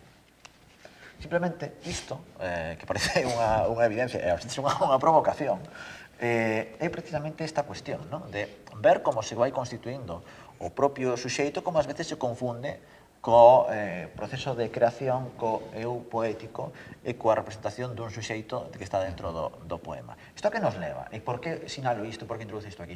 Porque isto axuda moitas veces a entender digamos, como un argumento do terceiro home, podríamos decir, de que o trauma se lee a través desa lectura que está facendo un. Como precisamente nos proxectamos aquilo que nos constitúe en algo que a mellor non somos nós. Falabas antes de Lacan, non? É dicir, fala que precisamente a nosa psique é outro, non? É dicir, aquilo que nos constitúe é a linguaxe que nos ven do outro lado e que ás veces esa linguaxe tamén proxectamos noutros, non? Non obstante, aquí o mestre de mestres é Fernando Pessoa, é dicir, a súa capacidade de concibir eus que falan poéticamente, inclusive filosóficamente, no libro do Desasosego é absolutamente formidable. Un eu, unha voz enunciadora que en ningún caso se confunde con suxeito civil. Entón, aquí, pero aí incide moi ben, dun xeito moi brillante Abraham, en dinamitar esa asociación que de seu se fai espontaneamente entre, bueno, quen está detrás desta escrita? Pois detrás desta escrita está o suxeito civil Abraham Pérez, o suxeito civil Miguel Ángel, non. Hai un outro que escribe por nós. Non quero lanzar a hipótese de escritura automática porque, como se pode comprobar, estas escrituras son moi traballadas, moi puídas, son poemas que se deixan repousar durante moito tempo para que vayan precisamente collendo esa sustancia que nos queremos que transparente eso outro que está falando a través de nós. En ningún caso como sibilas, nin como... Dende logo que sí, que o obxectivo que tiñades en mente de intentar que pensemos, non? No meu caso, dende logo, conseguístelo, non?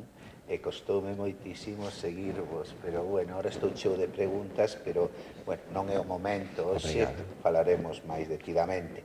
Vamos pechar este bloque. Eu penso que este bloque pode pechar a conciencia de que todo é un proceso aberto, non? Na poesía o suxeito non é unha estatua, senón un fluir, un xermolar constante no que cada verso é unha porta que nos leva cara a un outro, nós mesmos. Ben, vamos ao bloque sexto, xa sen máis demora, cultura universal e cultura galega actual. Entramos agora nun diálogo entre o particular e o universal. A cultura galega viva, dinámica, diversa, conversa constantemente coa tradición universal tan ampla como múltiple. A poesía aquí e no mundo é lingua de encontro. Miguel, Sigmund Freud contempla e Ramón Cabanillas traduce. Quizáis elixe un dos dous. Sí, pois nos vamos entonces a Ramón Cabanillas. Aquí formulo a hipótese, ou ese outro que habla a través da miña escrita, formula a hipótese seguinte. Ramón Cabanillas traduce na biblioteca do Mosteiro de Samos algunhas notas manuscritas abandonadas por un peregrino taoísta no inverno de 1900. Cita de Ramón Cabanillas do poemario Samos, mergullado en visións de eternidade. Poema. No centro da auga non hai centro, sen contorno extravertido. No dentro da auga non hai dentro, imantación de meteoros. Na beira da auga non hai beira, lonxinco que non reitera. Na forza da auga non hai forza. A chaiada non engarda. Na perda da auga non hai perda. Impugna, a ausencia entrega. No paso da auga non hai paso. Escurece, albadea. Na meta da auga non hai meta. Non esperta. Durme. Nada. Na fonte da auga non hai fonte. Decanta, vida a morte. No gozo da auga non hai gozo. Non pode ser escoitado. No oco da auga non hai oco, nin entrañas, nin extrañas. Na auga non hai auga, acaso un impronunciable. Ben, aquí o que intento é cruzar a potencia poética de Ramón Cabanillas e as súas visións en Samos con pensamento, ni máis ni menos que deste peregrino taoísta que é tamén un representante da cultura universal xaponesa tan achegada á cultura galega. Moi ben. Abraham, tiñas pensado ler Violencia 5.0, posibilidades e máscaras. Sí, vou ler Violencia 5.0 e un poema que non ten título, xa que todos teñen título, pois vamos a facer un pouco a gamberrada de ler algún que non teña título, que pertence precisamente, é o único que está fora de Fragmento Creva e que pertence ao corpo transparente das horas. Antes Miguel Ángel falaba, está, digamos, cruzando o pensamento taoísta, a literatura galega ademais, falaba de que a nosa poética é unha poética moi puída. Estes poemas que vou lendo nacen originariamente como composicións moito máis longas e durante moitísimo tempo, como quen di, rascando, ata que queda, digamos, na quinta esencia, naquilo que considero que é o determinante, ou, digamos, o que condensa todo iso. Por esas veces é complicado. Por que sinalo isto? Porque creo que cando estamos falando da cultura galega e como, digamos, a cultura contemporánea, o encaixe ten que vir precisamente por un concepto que utilizou Miguel Ángel hai uns momentos, que é a idea da sofisticación.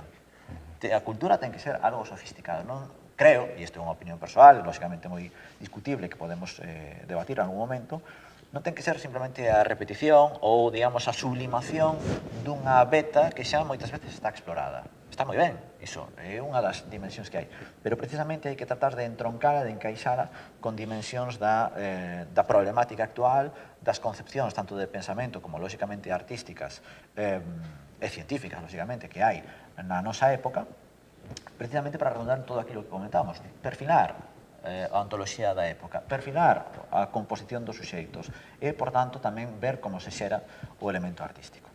O primeiro poema, como digo, titúlase Violencia 5.0 e un poema breve tamén. Di: domesticación humana mediante a proposta unidimensional da arte e a fábula da creación da liberdade xeométrica. Diseminación trascendental da violencia.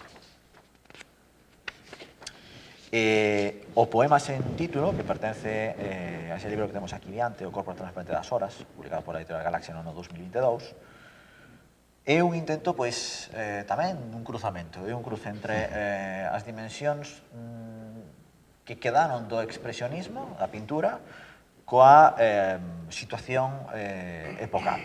E di así: a precariedade estabilizada diseminándose alén da xornada laboral, crime impune. As miñas costas, durante a ollada, a pintura de Nolde.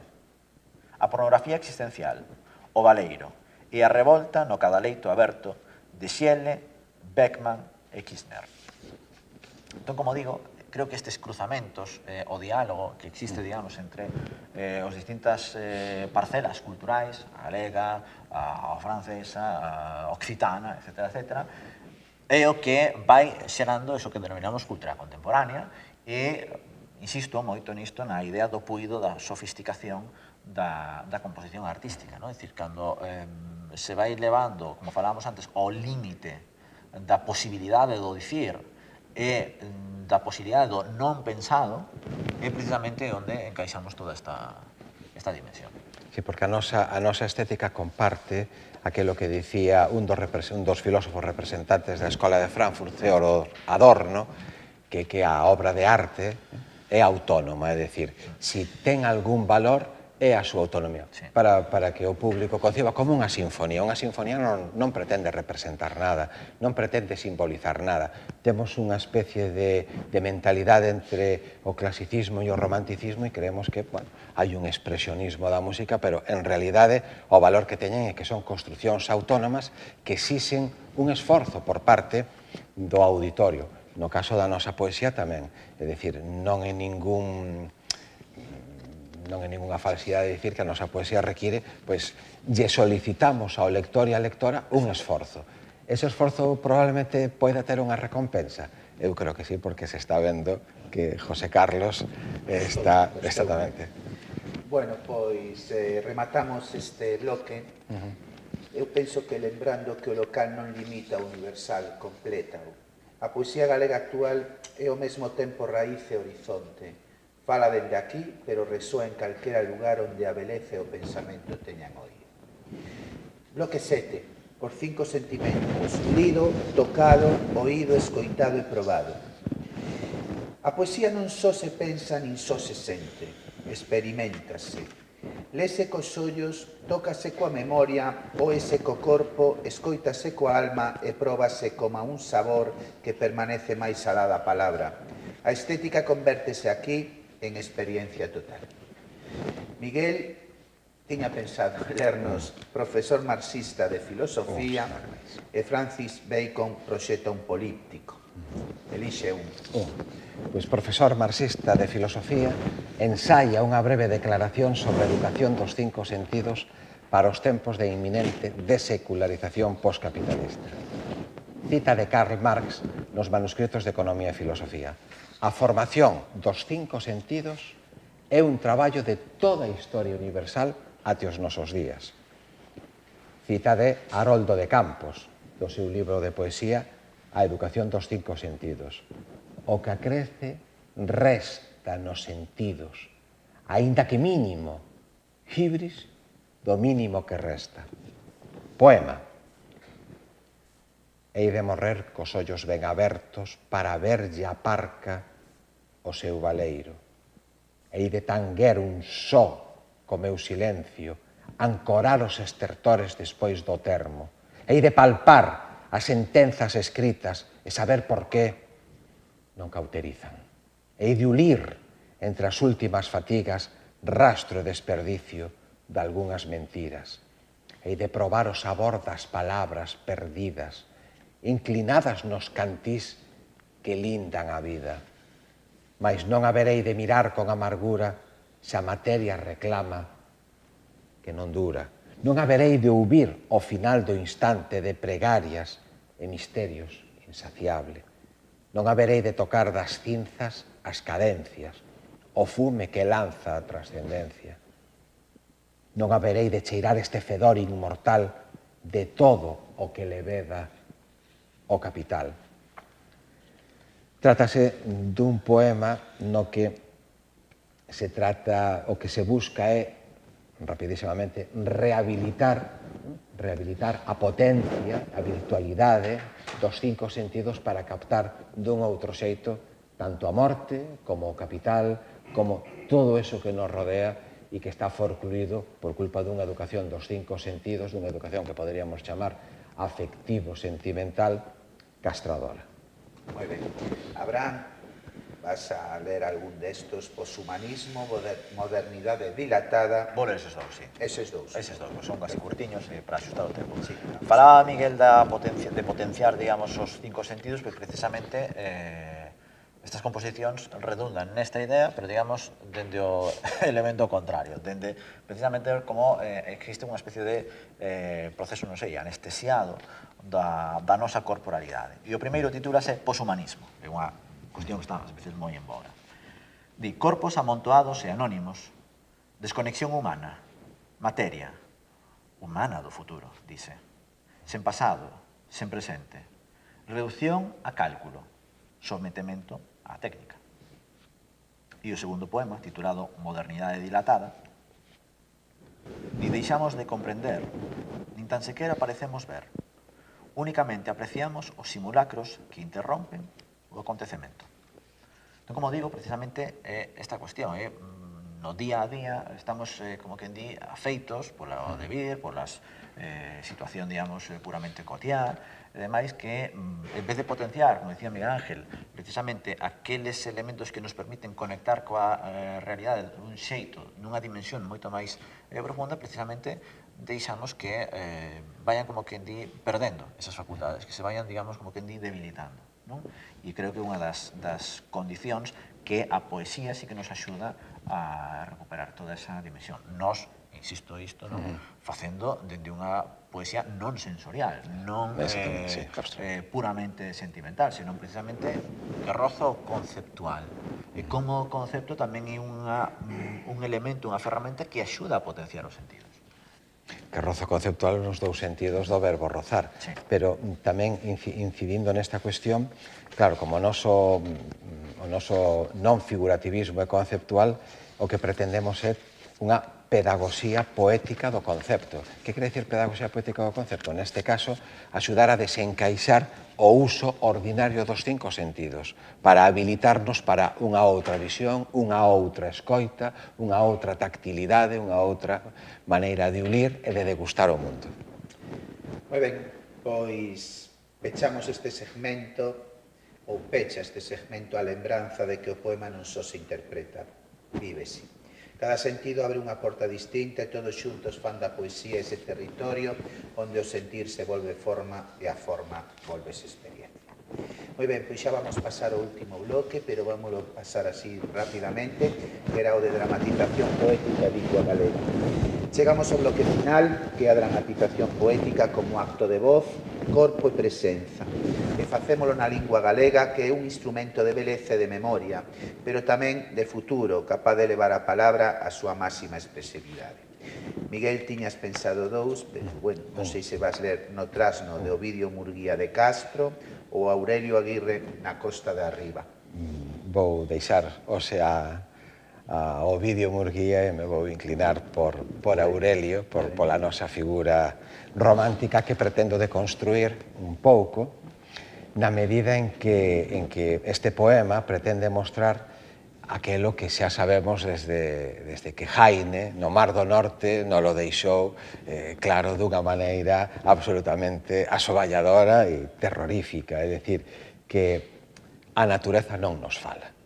Non nos fala. Preguntámoslle, inquirímoslle, escrutámola, pero non nos fala. Achegámonos ao limiar do natural, pero exactamente igual que o Deus de Pascal, e ignoto, e absconditus, e non somos capaces de atrapar máis alá deses puros sons naturais pois a mensaxe, porque non hai mensaxe.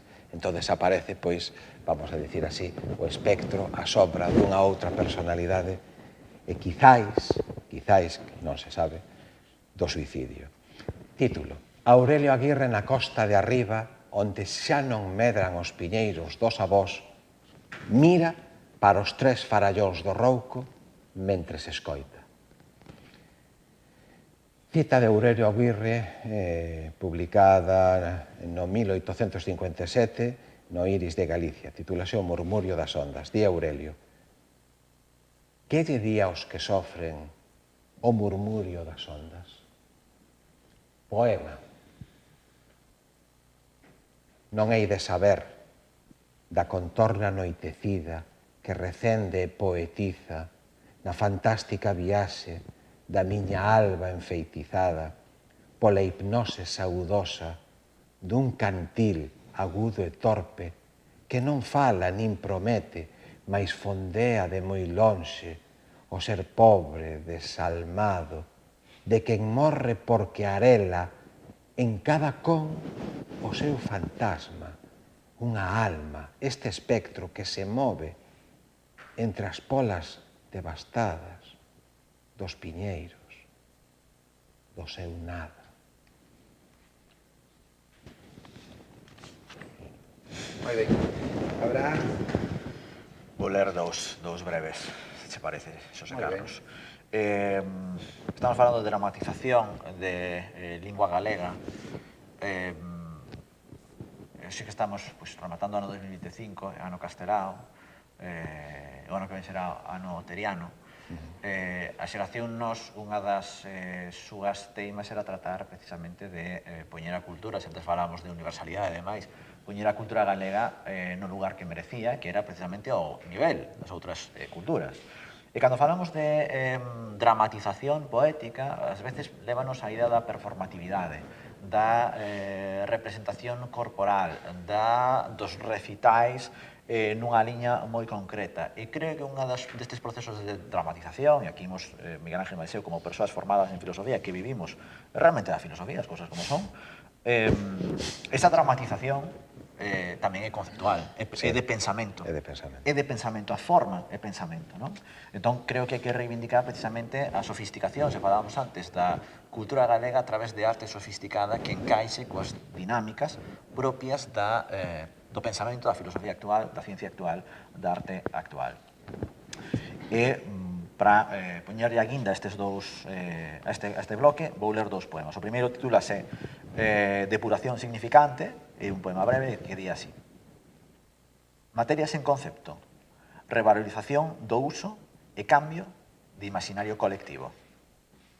E por último, xa para pechar a miña intervención, un que se titula Catejón Escatón. E di: imposibilidade da contención e da saída en cada mirada. Tamén finiquito esa palabra. Bueno, teño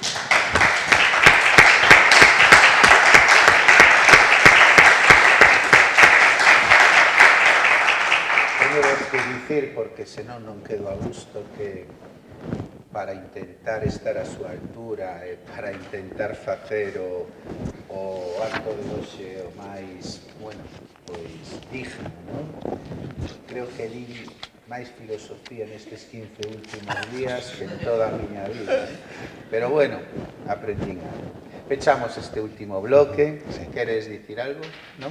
Eu, neste momento do acto, quero aproveitar, e creo que falo tamén por boca de Abraham, quero aproveitar para dar as grazas encarecidamente ao noso conducator, ao noso conductor, porque realmente o agarimo e a capacidade comprensiva e o respeto co que está tratando os nosos versos é digno de ser louvado, de ser reseñado e de ser grabado.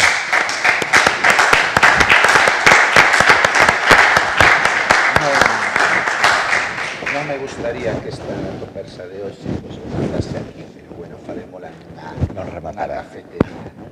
Bueno, pechamos o acto lembrando que a poesía dita en galego é tamén un xesto de continuidade e afirmación, unha dramatización que non só representa, senón que celebra, un final que non pecha, senón que deixa aberta a súa propia resonancia. Ben, vou rematar, vou cerrar o acto de hoxe e vou cerrar tamén o Lugo Poética 2025, pero que de verdade o vai pechar e o que o se merece, non? Xulio Xi Ramírez, despois de que eu diga aquí dúas palabras, vale? Bueno, chegamos ao final deste encontro, que é tamén o remate dun camiño máis longo. O percorrido que fixemos ao longo de todo este ano dentro de Lugo Poética 2025. E facémolo coa sensación de que hoxe, grazas a Miguel Ángel Martínez Quintanar e a Abraham Pérez, a palabra foi un territorio habitado con lucidez, con coraxe e con beleza. As súas voces deixaron aberta unha fenda pola que entrou pensamento, entrou silencio e entrou emoción. Hoxe comprendemos un pouco mellor que a poesía non só se lee, acéndese, non só se escoita, acompaña, non só se pensa, transforma. Con Miguel e con Abraham, a poesía converteuse hoxe nun lugar onde puidemos deternos, respirar e recoñecernos. Neles e nas súas voces atopamos un espello e unha guía, pensamento que abraza, poesía que ilumina, humanidade que se ofrece sen máscara. Hoxe a palabra fíxose encontro e o encontro fíxose memoria. Este acto quere ser ao mesmo tempo agradecemento e celebración. Agradecemento a quen nos acompañou ao longo de todas as sesións de Lugo Poética 2024 e 2025. O público fiel, as voces convidadas, os que fixeron posible cada encontro. E celebración porque entre todos fomos capaces de construir un espazo onde a palabra non é un luxo, senón unha necesidade, non é unha evasión, senón unha forma de presenza, non é só arte, senón tamén é comunidade. Con hoxe pechamos este ciclo anual. Lugo Poética 2025 baixa o pano, pero deixa cesa a súa propia memoria como unha brasa que non se apaga, como un latexo que continúa no subterráneo da cidade á espera dun novo tempo. E ese novo tempo chegará con Lugo Poética 2026, que xa agora comeza a escribirse, aínda que sexa en segredo, nos corredores imprevistos da inspiración e nos desexos discretos dos que cremos na forza da palabra. Deixamos hoxe aquí un final que non é final, senón apenas unha pausa, unha respiración longa antes do seguinte verso, porque a poesía como pensamento, como a vida mesma, renace sempre. Moitas grazas pola vosa presenza, polo voso respeto, pola vosa escoita e ata o vindeiro ano, e que a palabra siga sendo casa, camiño e luz. Bon Nadal a todos e a todas.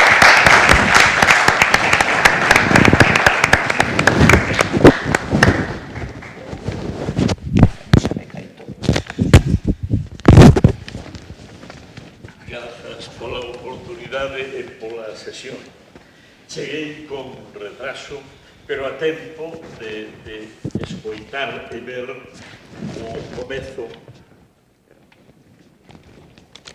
Cheguei con retraso, pero cheguei con tempo de escoitar e ver deste comenzo, do comenzo deste encontro poético que cumple co que a min me parece coa primeira obriga dos que saben, e é que cando os que saben falan non deben baixarse ao nivel de todo o mundo, sino que creo que deben disparar hacia as alturas para conseguir que o nivel medio vaya ascendendo tamén.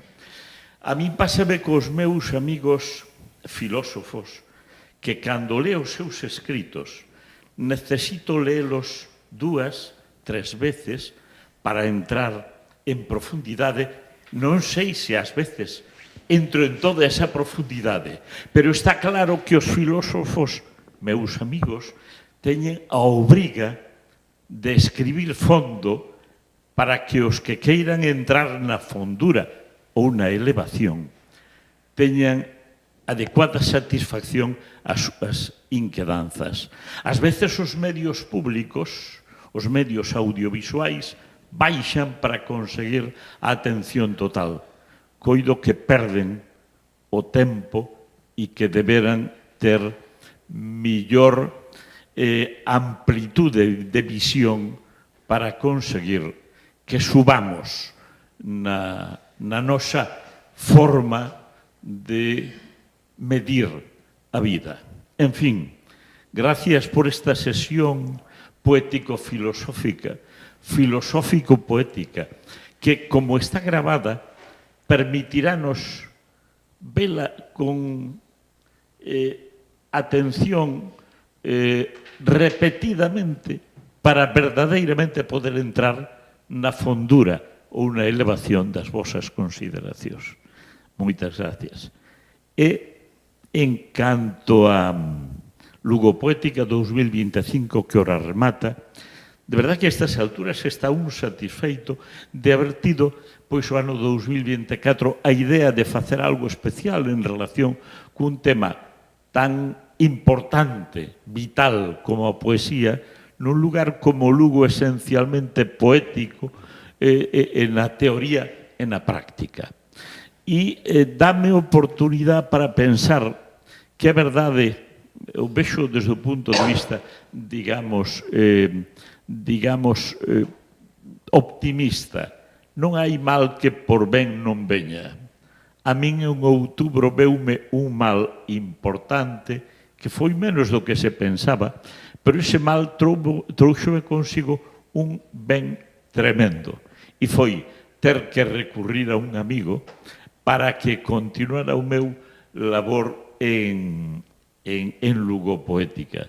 E o certo foi que aí está, non hai mal que por ben non veña, porque o que en min era devoción, admiración, curiosidade pola poesía, pois resulta que deu un paso importante máis, e en este caso é coñecemento científico da poesía, exercicio da poesía, filosofía da poesía, e deu un maior nivel a este Lugo Poética que me parece que está no lugar axeitado para seguir potenciándose na mesma dimensión e co mesmo marco. Así que, noraboa, Xosé Carlos Ulloa, e moitas gracias por haberlle dado este impulso diferente, por haber feito medrar a Lugo Poética. Gracias a ti sempre.